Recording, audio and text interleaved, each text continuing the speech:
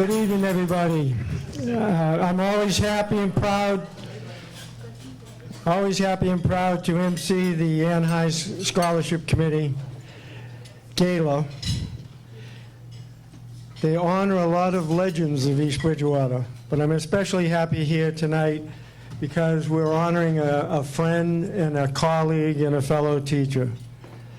He's not only a legend, but a remarkable teacher who was recently named Massachusetts Teacher of the Year.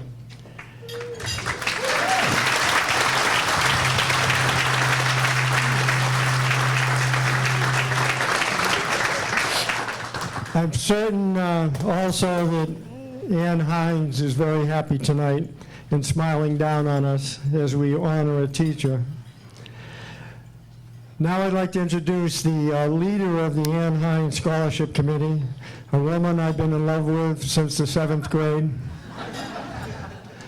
I used to sneak into the gym and watch her as the head cheerleader.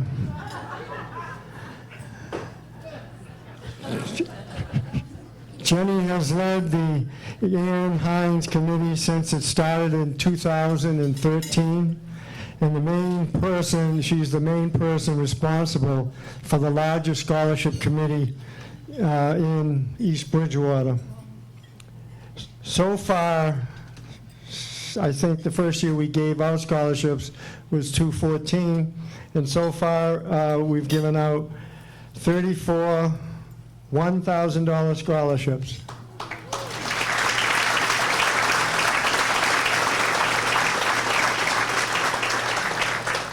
Right. And Jenny has been the leader of that effort. Now I'd like to introduce Jenny O'Kelly. Good evening, everyone, and thank you for that introduction. I told him on the phone today because George has been our resident humorist for many a year at East Bridgewater High School and beyond, and I told him, put in humor wherever you like, but you know, I didn't know it was going in that direction. In any case, we would like, as a group, to welcome you, all of you, to this wonderful evening, and what a show of support for Mr. Siddiqui. And I would like to, where's Jameel sitting? Looking for his hand, right there. Thank you. It's important for you to know that since we asked Jameel to be an honoree this evening for being the Massachusetts Teacher of the Year, that he has earned an even higher honor, if that is possible, but it is.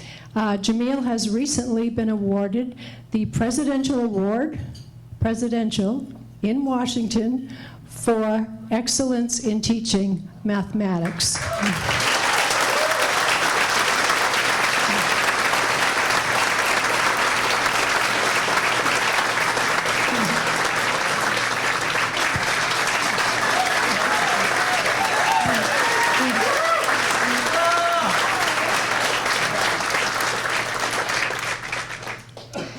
We're extremely proud of that, as are all his family members and his colleagues in East Bridgewater. We're going to start this evening with just a moment of silence in honor of one of our very first honorees for this event, Mrs. Margaret Alexander. She passed away recently, and she absolutely was a legend in this community. Those of you who knew her and who knew of her know what a remarkable woman Margaret was.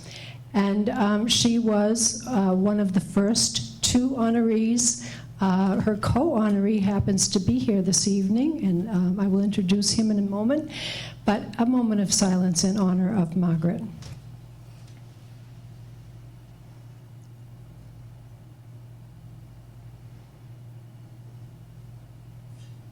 Thank you.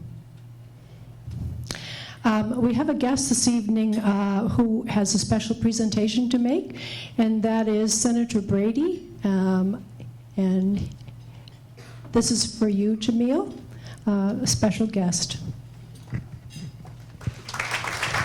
Thank you. And before I present this official citation, I want to thank all the people who serve us in public education, because we lead the nation in a lot of initiatives, but as you know, it's still not enough. And unlike other parts of the country, we work very well together with our colleagues in the State House and in the Senate. So Rep. Sullivan had another engagement, but she sends her regards, and she may be contacting you, Jamil, as well as Senator Walter Timothy, who we split East Bridgewater with. He was here early. He had another Eagle Scout event to go to. As you know, our schedules are very crazy out there. I kid with people that if I was ever married, I'd be divorced already because I'm never home in this business. Not that they don't put up with me anyway, but that's another day for another tale. So anyway, one good thing, as I mentioned, is working together in public education. We're in the process of passing a student achievement initiative that'll be the highest funding of public education in the history of the Commonwealth. And it'll not only fund the gateway cities, but it'll also fund the towns outside of the gateway cities in the rural communities. And it's got bipartisan support within the House and the Senate, and it's in a conference committee today to hash out any differences, but we hope to get that passed before the end of our break come the holiday season. So, and thank you again to all the educators out there, because you make us the champions we are in the Commonwealth of Massachusetts, and thank you for all you do for our students.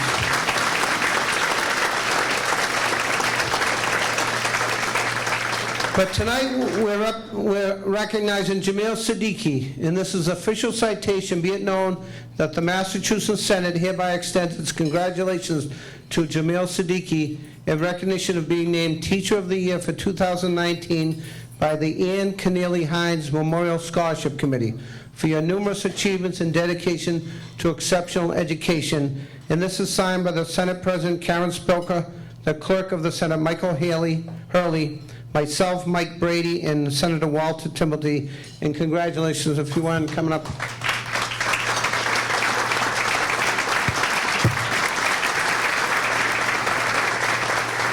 And I know you just got another achievement in mathematics. I could have used you when I was in high school back in the day, in elementary school, so congratulations.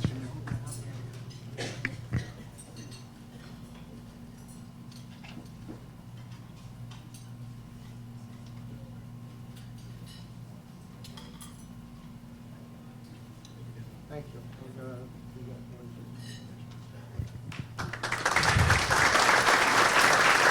And I know once you give a politician a mic, it's tough to get him off, but I do have some other occasions I've got to commit to.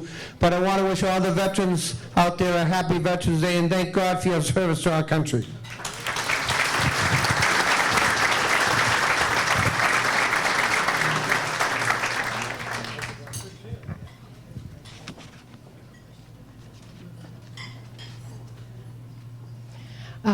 Thank you, Senator Brady, for making a special effort to come down, and I'm sure that that certificate, that citation is going to be a very valued treasure for the Siddiqui family. We have some people we'd like to welcome in particular this evening. We have the school superintendent, Liz Legault, who is...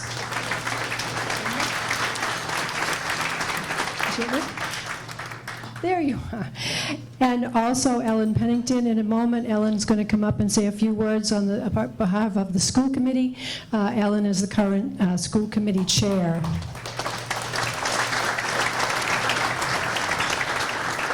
We also have in the house two of our former honorees. Ms. Paula Coffey.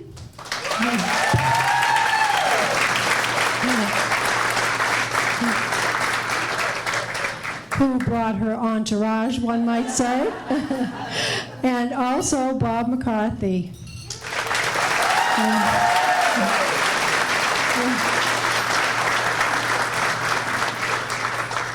At our first gala, Bob McCarthy and Margaret Alexander were the two honorees, and it was just an exceptional outpouring of support from this community for them both. We also have several sponsors. Fred and Mary Adams are here with their family. Vern and Lou Post with their family. Lucini Transportation. Where's the, there we go, thank you. And we have Rockland Trust. They're not sending a team this evening, but they were very gracious in their support. We also had a new sponsor that I just wanted to mention, and that is the organization of fire and police in East Bridgewater that do a lot of outreach, and they are called Guns and Hoses. I just want to make sure I got that right.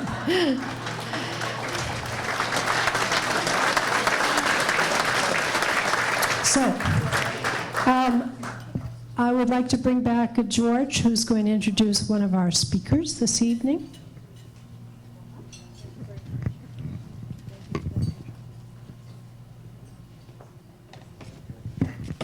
She said, "I'll get you later."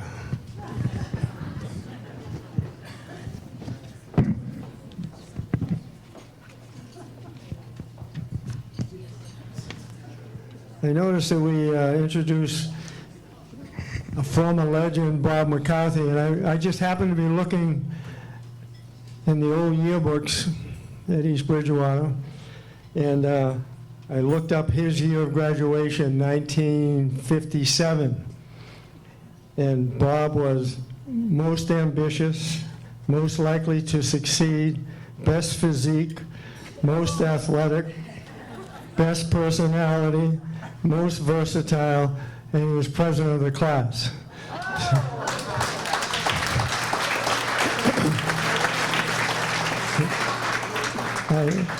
I think his classmates were correct. He was going to be very successful. Now I'd like to introduce someone a lot younger than Bob.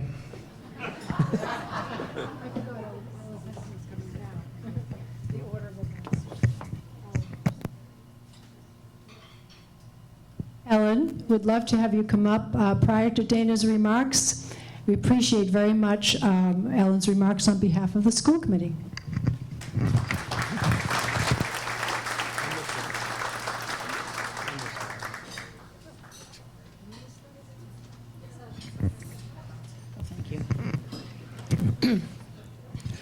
On behalf of the school district and Superintendent Legault, we are proud to know that East Bridgewater has Jameel Siddiqui, the 2019 Massachusetts Teacher of the Year and recipient of the Presidential Awards of Excellence in Mathematics Teaching, Education Inspiring Our Youth. I have heard from parents, students, and former students over the years about Jameel's strong dedication to not only teaching math to his students, but also about his willingness and his efforts to go above and beyond while forming positive bonds and relationships with his students. A former student of his recently told me that Jameel is well known for staying after school to help support students with social and academic support. This former student also shared that Mr. Siddiqui was almost always the last car in the parking lot. Thank you, Jameel. You have many students who share different stories about your class, but the one common denominator they all share is that they have found success in your classroom. As William Butler Yeats once said, education is not the filling of a pail, but the lighting of a fire. Congratulations, Jameel. This evening's grand sponsor is Bridgewater Savings Bank, and their table is located over there. There you go. Thank you very much for being a sponsor.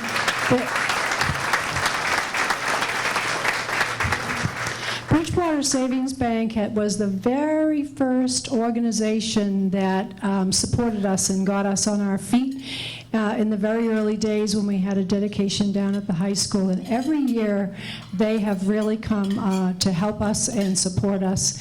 And thank you for being the grand sponsor.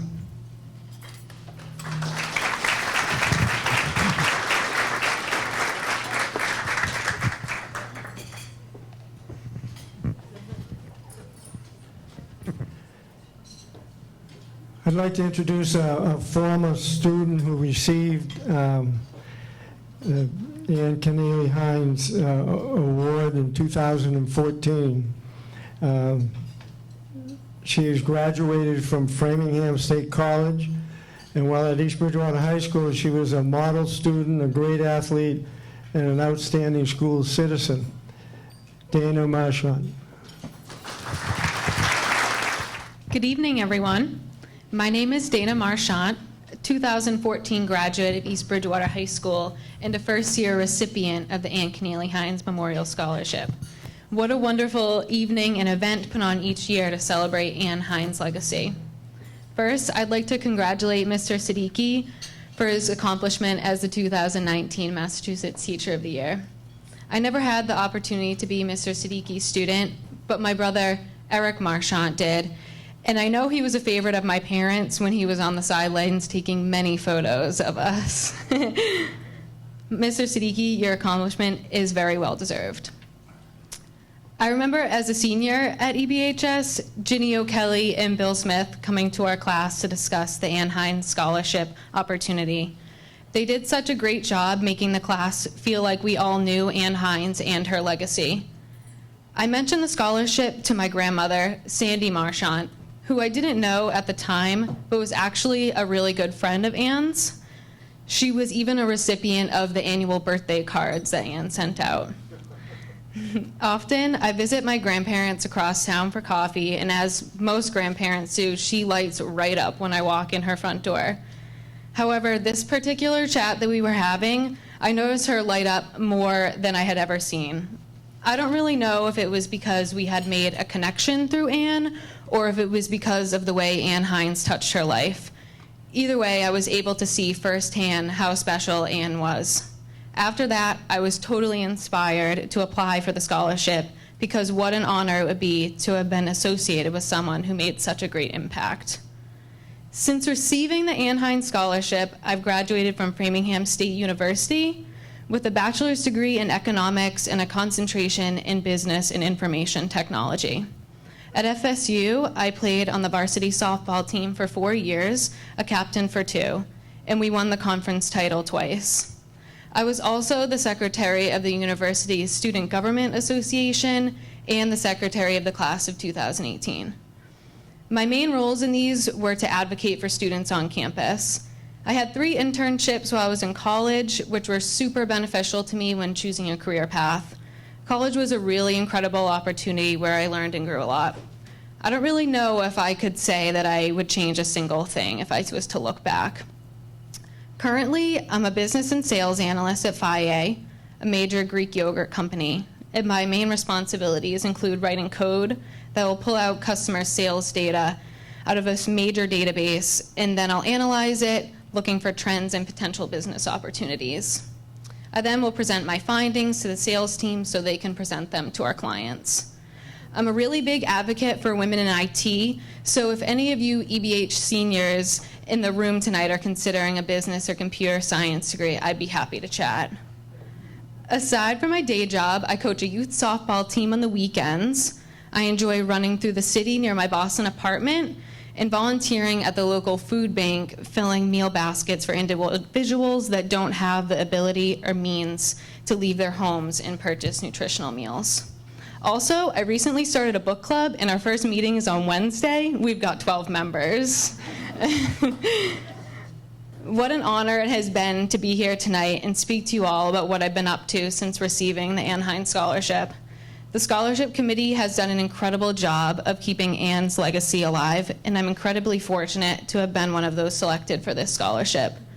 To me, this means I too have a responsibility to continue to help her legacy live on as well. So tomorrow, remember to be kind and treat others the Anne Kenneally Hynes way, with dignity and respect. Thank you again to the Anne Hynes Scholarship Committee for putting on this wonderful evening. Tonight, I'm very proud to be a Viking. Thank you.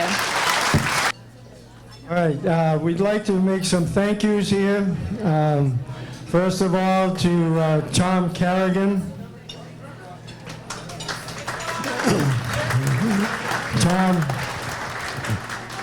Tom has a company, TMK Productions. It's a DJ company, right? Yeah, and he promised that if you hire him, he'll dance for you. Whoa. Anne Carrigan, his wife, is the associate cable access media person. She's a videographer, and she's videoing this as we speak. I asked her to get my good side, but I'm not sure. We'd also like to thank John Young. He's our official photographer who's been going around taking pictures. And we have a group of students up here. They're called Sadie's Ladies and Gents. They're our student hospitality group. Up there we have Sadie and Emily and Jeff, Abby and Sydney, if you take a bow.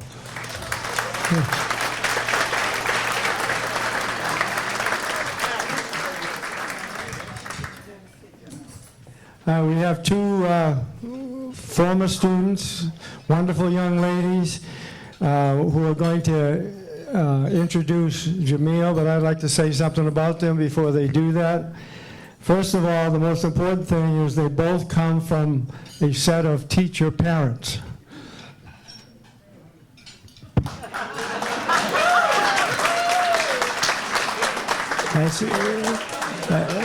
That's probably why they're so smart. The first lady is Suzanne Farrell. Let me read you a little bit about what Suzanne has done. She was a 2002 graduate of East Bridgewater High School. She is a graduate of Florida State University with a Bachelor of Science degree in pure mathematics and actuarial science. Oh my God. She earned her Master of Science degree in mathematics education and is currently a mathematics professor at Tallahassee Community College.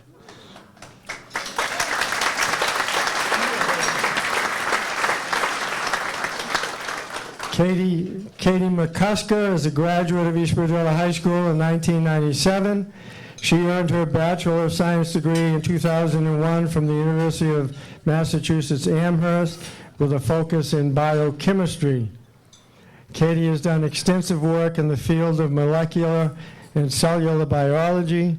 She is currently a faculty member at the University of Massachusetts Boston, where she researches mechanisms of organ regeneration.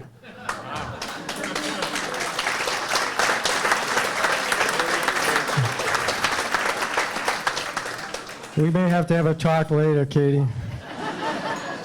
The hair follicles. I'm looking for hair follicles. All right, please welcome Suzanne and Katie to the podium. Good evening. My name is Suzanne Farrell. I had the privilege of having Jameel Siddiqui as a calculus teacher in high school, and I am proud to say that I am one of the 14 former students of his to become a math teacher. And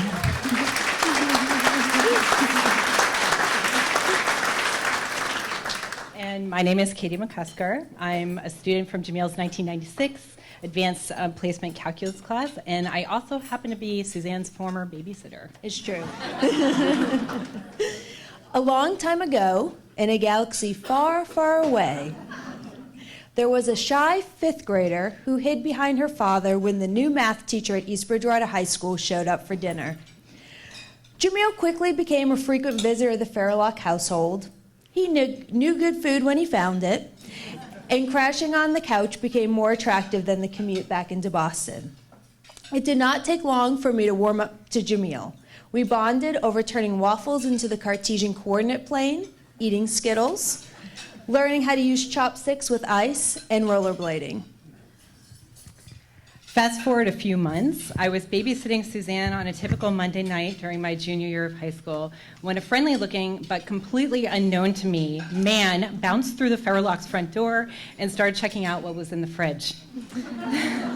The first words that this man, who I later learned was Jameel, said to me were, "Who are you and what math are you taking?"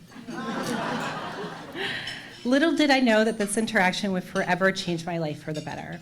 You see, I was a decent math student, but I was not part of the AP level math group. Despite this, Jameel encouraged me to jump ahead and take his AP calculus course for my senior year, both of us knowing that it would take a big effort on both sides to get me to where I should be to keep up with the rest of the class. Taking Jameel's course was by no means easy for me, and Jameel talked me out of giving up more than once. Jameel convinced me that if I spent extra time after school working on calculus with he and a bunch of other students for my class, that would help me improve. So I would show up for a couple hours every day after school, oftentimes in my stinky track clothes, and practiced calculus. Now, I imagine from the outside that this would not seem like a fun activity for your average high school student. But if you were one of us that showed up for these after-school group sessions, you would know that Jamil somehow made it fun to do calculus, and it was really the highlight of most of our days. And as the weeks and months passed, something amazing started to happen. Somewhere along the line, I stopped floundering around with my calculus homework and exams and started crushing my calculus problems. In the end, I passed the course, and I also managed to get a college credit for my good score on the AP Calculus exam. But I took away way more from this experience than just a mastery of calculus.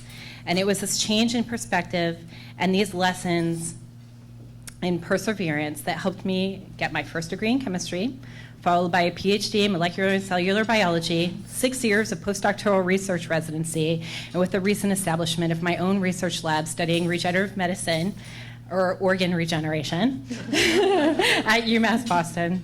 And as a reminder of my life-changing experience with Jamil, I still have my AP Calculus notebook proudly displayed in my office.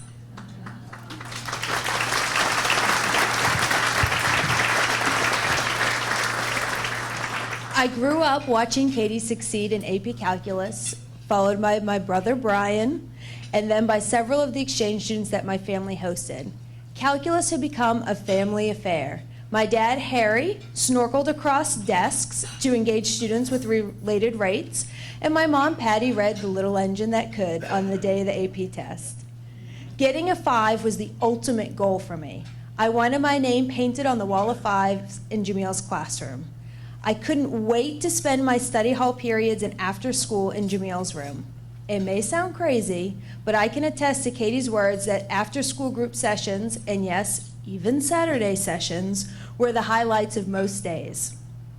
In my case, it was Jamil's love of mathematics that initially inspired me to get my name on the wall. From here, he inspired me to share my own passion for mathematics by becoming a math professor. The journey to get there was not always easy, but I knew Jamil had taught me all the skills I needed: determination, perseverance, courage, and confidence. Just as Katie has her calculus notebook in her office, I am proud to have on display in my office my name painted on the wall. Colleagues and students ask me about the cinder blocks sitting on top of my bookcase, and it gives me the opportunity to tell them the story, not about how I got a 5, but of the world's greatest math teacher, Mr. Siddiqui.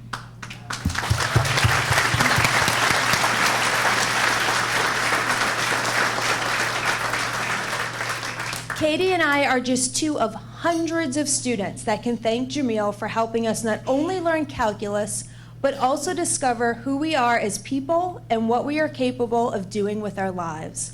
Part of what makes Mr. Siddiqui stand out from the crowd is that he invests in people. Every student knows that Mr. Siddiqui cares about them, not just as a student, but as a human being. One way he shows he cares is through the investment in each student's personal character.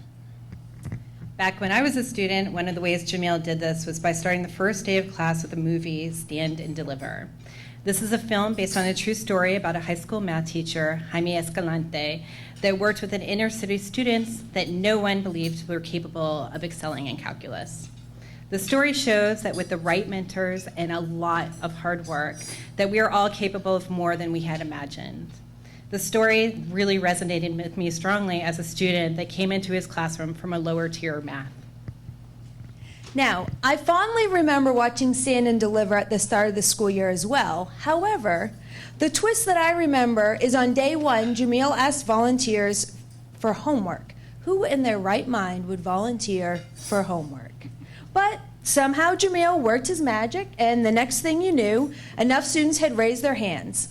The assignment was to bring in large bowls for the microwave popcorn that would be served with the movie.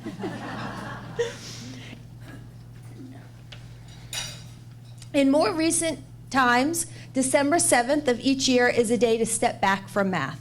This date happens to be Larry Bird's birthday and is officially known as Larry Bird Day in Mr. Siddiqui's classroom. Newspaper articles, game clips, and replica championship banner towels all top off the festivities. It's a day that no student forgets, always remembering the lesson being taught that day: Practice and effort lead to great skills. In retrospect, well, I do love the fundamental theorem of the calculus. The life lessons Mr. Siddiqui taught me were far more important. Jamil even goes as far as to make the bulletin board in his room an evolving photo collage of his students playing sports, marching on the band field, participating in after-school clubs, or simply hang out in the classroom after school. The best part, though, is that Jamil takes all of those photos himself.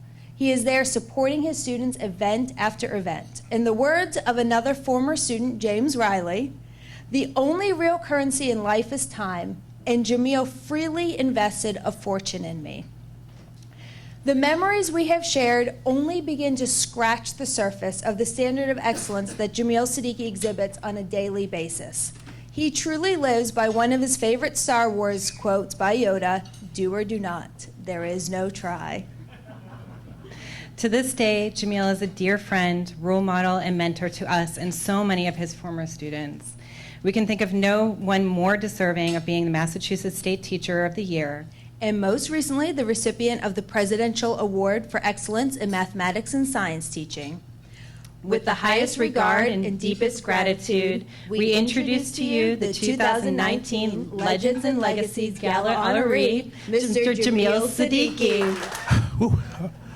First of all, I want to thank the Anne Hynes Scholarship Committee. They came to me a while ago, and well, that's a good-looking kid. They came to me a while ago, and they asked if I would do this, and my answer was yes, of course I would, because Anne Hynes was such a special person. My very first year teaching was Anne Hynes last year at East Bridgewater High School, so we overlap by 1 year.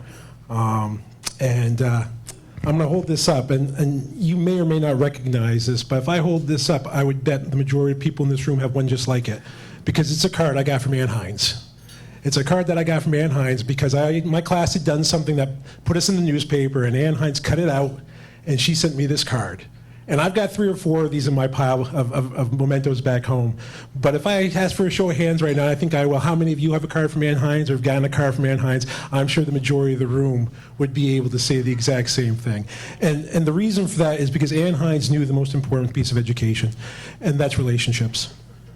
Speaking of relationships, that's a good one too, huh? Relationships. Anne Hynes knew the importance of relationships. My story of teaching is all about the relationships I have been blessed to have. And it's just nice to know that some of the people on the other side of that relationship seem to appreciate as much as I have in my career. You may not know this, but I didn't always want to be a teacher. In high school, I had absolutely no interest in being a teacher whatsoever. I was good in math, and people said to me, well, you like math, right? And I said, well, of course, who doesn't? And then they would say, well, do you like money? And I was like, well, of course, who doesn't? And they say, well, that's easy, you're going to be an engineer, because that's how you're going to make a lot of money with mathematics. You're going to go and you're going to be an engineer. So when I graduated from high school, like almost all the seniors that I teach, I really didn't know what I wanted to do. How could I know what I wanted to do? I hadn't done anything before. But people told me that engineering was the way to go. So I enrolled at Boston University as an engineer, and that was my plan. I was going to use my math and make some money and have a nice life, and that was going to be that. But my sophomore year at BU, I came back to school, and I had run out of the graduation present money that I got. So I needed to get a job. So I went to the work study office at Boston University, and I went and looked through a binder it was like 4 inches thick, because nothing was online back then. Computers were still tens of thousands of dollars at that point in time. And I searched through the book, and I found my perfect job, and I knew I was going to do this job. It was the game room attendant in my dorm. I was going to be the game room attendant. I was going to play pool and ping pong with my friends all night, and maybe once in a while I would do some homework. But that was going to be the perfect job for me. But I had a backup job planned as well, and it was a job at the BU math department, which I didn't really think much about it because I was going to be the game room attendant. But I needed 2 just in case something went wrong. So I went home and I called the game room, and they said, we'd love to have you. I said, great, when can I start? And they said, January. And I was like, you do realize it's Labor Day, right? I mean, I need money now. And they're like, the game room's being refurbished. We're not going to open it until January, so you have to wait till then. And I was good enough in math to know that my bank account was going to last that long. So I called the math department right away, and I said, hey, I'm interested in your work study position. And they said, well, great, come on in. And I'm like, excellent, because I like math. So I went to the job, and they said, when can you start? And I said, as soon as you'll have me. And they said, this afternoon. And that afternoon, I was there at the BU math department, but not doing math. I was doing the mail and photocopying papers and making deliveries and basic gopher for any of the office work that need to be done. So I started at that job because it's what I had, and I'd been working there about 2 weeks. And this man walks in who I'd never seen before, and he has this crazy flaming white Einstein type hair, and he comes right up to my desk and gets right in my face, about 2 inches away from my nose, and says to me, "Tell me about your math." And I looked at him and I was like thinking, you're crazy. But okay, I took this class last year. I took Calculus 1, I took Calculus 2. I'm taking multivariable calculus now. And he stopped. He said, no. And he got in my face again. And he said, "Tell me about your algebra." And I just kind of looked at him and said, "Can I help you?" And he said, "Let me explain. My name is Professor Robert Wilcott, and I run the tutor room here at Boston University. And we're short on tutors. And I heard you were an engineering student, so I thought you might be good at math. And therefore, I thought I'd ask you if you want to work in the tutor room. Have you ever tutored before?" And I looked at him and I said, "No, not really. Maybe some friends at home, but nothing specific." And then he asked me, "How much do you make working in the office?" And I very proudly said $5 an hour, because that was the most money I'd ever made in my life at that time. And he said, "You make $7.50 as a tutor." And I said, "You got yourself a tutor." So I may be the first person in the history of the world who got into education for the money, because that's where it was at for me. So I continued my career at BU, and one tutoring job led to another, led to another, led to another. I found myself working 30, 40 hours a week tutoring students, and I also found myself enjoying it and really, really loving working with people and getting them to believe they could be good at math. They would come to me and they would say, "Why don't my professors teach like you?" And I said, I don't know. And they said, they would tell me how helpful I was, and it made me feel good about what I was doing. But the real thrill came from seeing people succeed who didn't think they could, who were so desperate they had to find a tutor and pay them money. But then they became successful, and I got hooked on that feeling. So I graduated. It was about the end of my junior year. I had a year left, and I said, "I'm going to be a teacher. I know I'm going to be a teacher." But I had a year left with my engineering degree, and I'm like, I'm going to finish that off, because you can't go wrong with a biomedical engineering degree. It just sounds kind of cool, and I want to be able to say I have one. So I graduated with my biomedical engineering degree, and I sent out 40 applications to high schools across New England. Being from Maine, everywhere from Maine to Massachusetts, everywhere in between. And I got a perfect record. I got 40 responses, and they were all no. I wish they could see me now.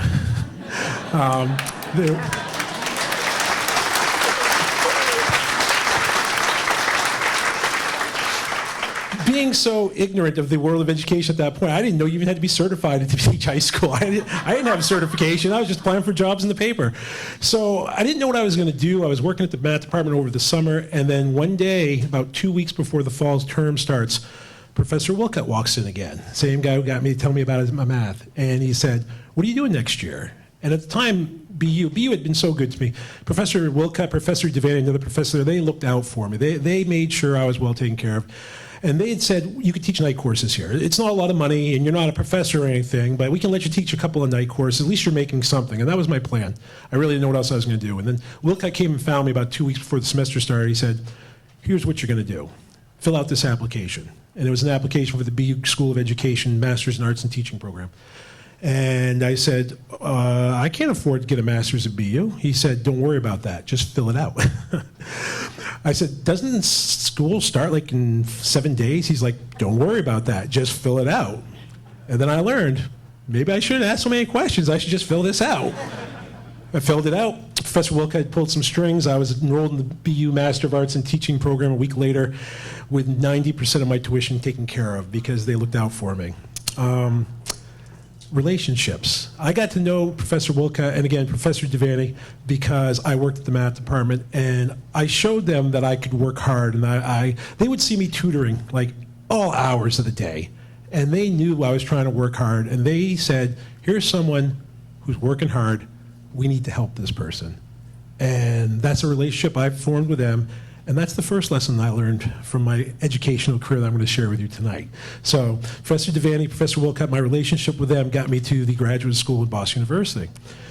So I went through the master's program, and it was time for me to student teach. And I was student teaching at Boston Latin Academy, and I went to go meet with the cooperating teacher I was going to be working with. And they asked me, what would you like to teach? What subject? And I said, well, I like all math. I mean, it's all great. But I really love working with calculus, because that's what I'd been tutoring at BU for the whole time. And I knew there was no way they were going to give me the calculus class. Okay, there's just absolutely no way. But I said, can I at least sit in on it? Can I watch it being taught? So they said, well, let's go meet the calculus teacher. Let's go down and talk to her. So we walked down the hall and we talked to her. And this is where, again, the relationships come in. Professor Devaney, the other professor I'd mentioned, I'd worked for him over the summer running his grant programs. And he had a program working with high school teachers over the summer, teaching them by his field of mathematics. And my main job for him was nothing exciting. My main job for him was to be in Kenmore Square every day at 7:30 in the morning and pick up 12 dozen bagels. And then I'd have to walk him back to the math department. I'd have to make 5 gallons of coffee for all the participants. But throughout the week, whenever a participant needed something, they would go to Professor Devaney and ask him the question. He was too busy to answer it, so he'd say, go find Jamil. Jamil will take care of it for you. So these professors didn't know my official title was Bagel Boy. These teachers thought I was this high-powered mathematician working with Bob Devaney. So when I got to Latin Academy to ask about the calculus class, that teacher was one of the teachers in the conferences we were doing. And she had never taught calculus before. The department had just retired. It was her first year teaching it. And when she found out I wanted it, she was like, how fast can you start? So I got to student teach AP Calculus. So I finished off my master's program, and again, I went to 40 applications. And I had a better track record the second time around. I got 38 rejections out of the 40. And there were 2 that wrote back to me and said, we'd like to bring you in for an interview. One was Maine Central Institute in Pittsfield, Maine. The other was this little town I had never heard of before called East Bridgewater, Massachusetts. So I went to both interviews, and Pittsfield, Maine wanted to offer me a full-time position, but they wouldn't give me a calculus class. East Bridgewater High School wanted to offer me a 1-year position because there was a woman, Eileen Bent, who was on maternity leave that year, and I would get to inherit her classes, which meant I would get to take the calculus class. So I thought about it for about 15 seconds, and I said, I'm going to East Bridgewater. I don't know where this place is, but this is where I'm headed. So I can remember my first trip to East Bridgewater. I called Gail Kelm, and I didn't know it was Gail back then. I called the high school, and Gail Kelm answered, and I was like, hi, I'm Jamil. I'm coming in for an interview, and Gail was very pleasant to me. And I said, how do I get there?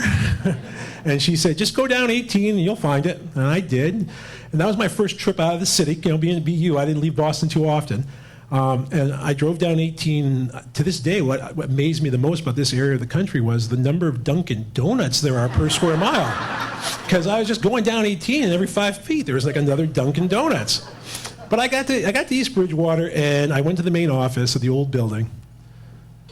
I paused for a moment of silence there because I love that old building. But I got there and went in the office. Gail Kelm was there, Barbara Putt was there, and then George Kelly came up to meet me. And I didn't know George Kelly. I had no idea who this guy was. But he came in and, gave me a big firm handshake like he always does, and he led me down to the library where we were at that big, huge table with 12 people at that table. And some of those people are here tonight. I see Mrs. Russell and Mrs. Cronin back there, and they were there at that table that day. And Dr. Reardon, of course, was there. And I sat down in my only suit at the time in the very hot library and got asked question after question. And I did my best to answer, and I left. And George escorted me back up to the main office, and he was telling me the whole way up, that was really good. That was a good interview. Yeah, you sounded really great. And I'm thinking to myself, this guy says this to everybody they bring down here. There's no way this guy is like that. Of course, I ended up getting the job, and then I found out, no, that's who George Kelly is, the most sincere man I've probably ever met in my life. And he made sure that he knew that I was welcome there. And he told me that from the day one. I had known him for like 15 minutes. And I've never forgotten that. I've never forgotten that. I sent out 80 applications, and East Bridgewater was the school that I wanted to take a chance on me. That something in that interview that day, the people who were there, the 12 of you who were there, saw something in me. And I always remember that George Kelly and Judy Reardon, who was the principal at the time, you took a chance on me, and I was determined that I was not going to let you down, that I was going to work harder than any teacher you had, because I wanted to make sure that you knew you had made the right choice, because no one else wanted to take that chance on me, and you did. And there's the second relationship. We build relationships, and that when we show our faith in someone, they are determined to work for you. And I took that lesson, and I've tried to use that with my own students as well. So relationship number 2, that's the second one. The third one I want to talk about, you heard Suzanne and Katie come up here, and I was going to tell a little bit about that story, but I can't do it the way they did, so I'm just going to let that one rest. So I'll just jump ahead. Another old friend is here tonight. Judy Wayan is here tonight, and Judy Wayan has a special place in my heart because I was living in Boston my first year teaching, and I had made friends with my next door neighbor at school. And I remember calling home one day and talking to my mom, and my mom asked me how I was going. I'm like, well, I made a good friend next door to me. There's this guy who lives next door, and she's like, oh yeah, what's his name? I'm like, well, Mom, I gotta tell you, it's kind of weird because number 1, he looks just like Santa Claus. And number 2, he's old enough to be my dad, but yet this guy is like one of my best friends. And of course, it was Mr. Harry Farrell. And Harry and I got to know each other very, very well. And as Suzanne made reference to earlier today, I got to become a very close to the entire Farrell family. And it was our first parent-teacher conference, and I was living in Boston, and Harry says to me, hey, just come to our house and have dinner. Have dinner here, then you'll go back and do your parent-teacher conference. There's no reason to go back to Boston and then drive back out for parent-teacher conferences. I was like, sure, I'll do that. And I bring up Judy Wayan because Judy Wayan also was at that dinner that evening. She also got the invite. And that was the night that Suzanne hid from me and grabbed onto Harry's leg and pretended to be shy. But I went there for dinner that night in 1994. And I've been going to dinner there every night since, I think. They have not gotten rid of me. Although now the tables have turned. Now that I have the house in East Bridgewater, they come to my house for dinner. But it's a relationship that has been extremely special to me. The love and support that the Farrellocks have shown me is unlike anything I've ever witnessed before, except for that of my own true blood family. And I say that they are my family. And that relationship has meant so, so much to me. As a matter of fact, it's hard to describe what they've done, because they've been there for me when I needed a place to stay. They've been there for me when I needed to get bailed out of jail that one time. Because this is when I was in a little bit of trouble. Harry was in the gallery holding up the sign for me. And for those of you who don't know the story, see me later. It's a good one. But for those of you who do, you recognize this. And Harry and George Kelly were instrumental in trying to help me out that time. If it wasn't for some of these relationships with Harry and, matter of fact, my entire group, all of my colleagues. I feel bad mentioning one when there are just so many. Like I say, I look back there and I see all of you. You guys all mean so, so much to me, because I would not be at East Bridgewater if I hadn't started with the group of people that I started with. You guys just took me under your wing, and I learned so much from you because, again, you showed me. You didn't tell me, you modeled it for me, that our job is about making relationships with students, about making students know we love them, about making students know we'll do anything for them. And all of you in your own ways do that. And I learned to find my way. You know, it might not be the same as Helen Cox. You know, I'm not the big mother hen who says, come here and cry and I'll hug you, or nothing like that. Usually I'm the one making you cry. This is the way it usually works. But all of you had your ways of doing it, and I needed to find my way. But you modeled that for me, that said, find your way and you'll be successful. The next set of relationships, my students. I might be the I might be the Massachusetts State Teacher of the Year, but it's only because I've had the Massachusetts State Students of the Year every year since I've been teaching. Okay? I don't do this without my students.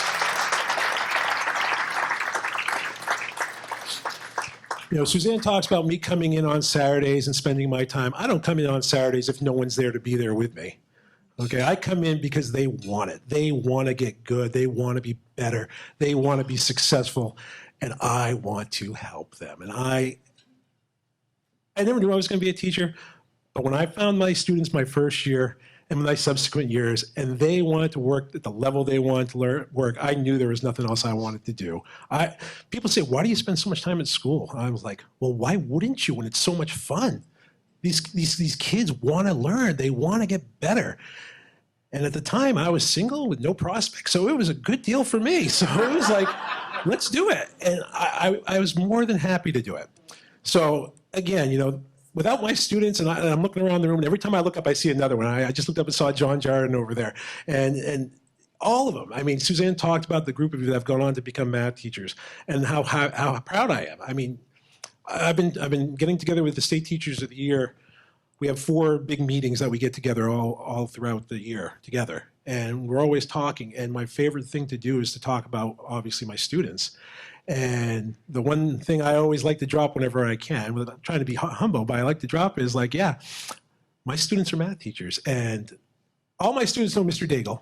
Mr. Daigle is my calculus teacher, and there's a picture of Mr. Daigle hanging up in my classroom. And I call Mr. Daigle my student's grand teacher. I'm like, there's your grand teacher, kids. There he is. And he's probably somewhere up there, yeah.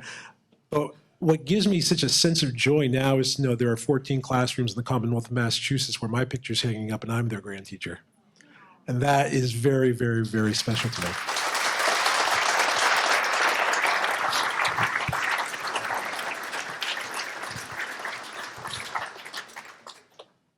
So, my colleagues, my students, my professors, my administrators who believed in me. This is my career at East Bridgewater, but it started before that because I wouldn't be here tonight without my family. Okay, my mom was a single mom. She was my father left when she was 30. How old was she? 35 years old. She had 3 young sons to raise, and my mom taught me one thing: you work hard and you'll be okay. And throughout my life growing up, she worked hard. I didn't realize it at the time. I was kind of young and naive. I didn't understand what that meant. But for her to do what she did, she demonstrated to me that you work hard, you don't complain, you put your effort in, and things are going to turn out all right. And that, to me, formed a lot of who I am today. And I have an older brother and a younger brother. And at one point in time, all 3 of us taught math. As a matter of fact, I won the presidential award, as so many people have mentioned. Yeah, my younger brother did that 14 years ago. He did it for the state of Maine. So one of the nicest, coolest things for me is when you go to the website, on the presidential website, and you Google or you search for the name Siddiqui, my brother and my picture show up together. Okay, so that's special to me. And my brothers are incredibly important to me. And at the risk of getting into some trouble, I'm going to do this anyway. I love my wife. She's the best. She puts up with me. You guys get to see me as a teacher, and that's great because I'm in control. She gets to see me when I'm totally out of control and completely out of control. She didn't want me to mention her, but I have to. There's no way I can talk about who I am and what made me who I am without mentioning her. She's my conscience. She's the angel who sits on my shoulder and makes sure I don't get into too much trouble. Because if she wasn't around, I'd be in a whole lot more trouble most of the time. Teaching has brought me so many great joys. I can't even describe how thankful I am for my career. My students, that would be enough. But the fact that I got to meet my wife, and now we have my son Jacob, I'm not even going to try to tell you how that makes me feel, because I tell my students all the time I don't have emotions. So if I started crying right now, that wouldn't make me look very good. But suffice to say, they mean the world to me. So I'd like to think that Anne Hynes would be happy to be here tonight. I don't think she'd be thrilled with her name plastered everywhere. I don't think she'd be happy that it's all named after her. But she deserves it because she knew about relationships and she knew about making sure kids knew they were cared for. And the 1 year I knew her as a colleague, I knew that. And the subsequent years, when she would write me the notes and send me the letters, she showed it even more. So I think that she'd be really happy that tonight brings together a community of people, especially the teachers and the students, who are better because of the relationships they've formed in this little town of East Bridgewater. So thank you. Thank you for everything.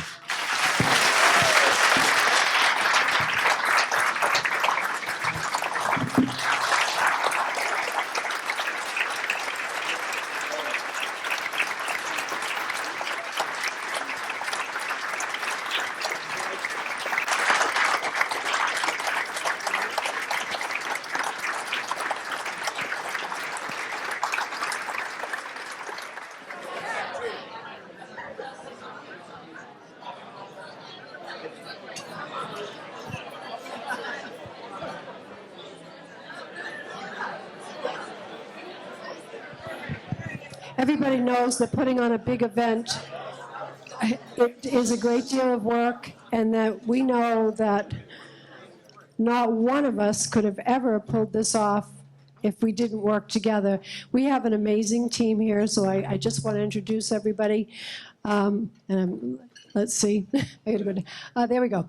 Claire Kirkcaldy, John Young, the photographer, Vern Post, George Kelly, Fred Adams, Jen Horton, Chris Resendez, Bill Smith, Ginny Gillespie, Judy Reardon, Bill, what's your name again? Beth Hayes, Chris Resendez, Chris Nash, George McCabe, and myself. And I want to thank all of these people for doing such a wonderful job planning, and I hope you have a good evening. We have a tradition after each gala and after each honoree has spoken, we make an announcement about something special we would like to do for that honoree. If any of you have been by the center at Sachem Rock, you will see out in front of the building 4 lovely benches that were actually given to us, donated, provided for us by the DeCurnos at Chapin's Sheds. They made these beautiful, beautiful commemorative benches that are like last forever kind of benches. They're made in the Pennsylvania Dutch country and brought out here. And we have 4 of those benches in place now. I hope you'll stop by sometime and just see them or sit a minute. But the next bench will be in honor of Mr. Jameel Siddiqui. And we're very happy about that.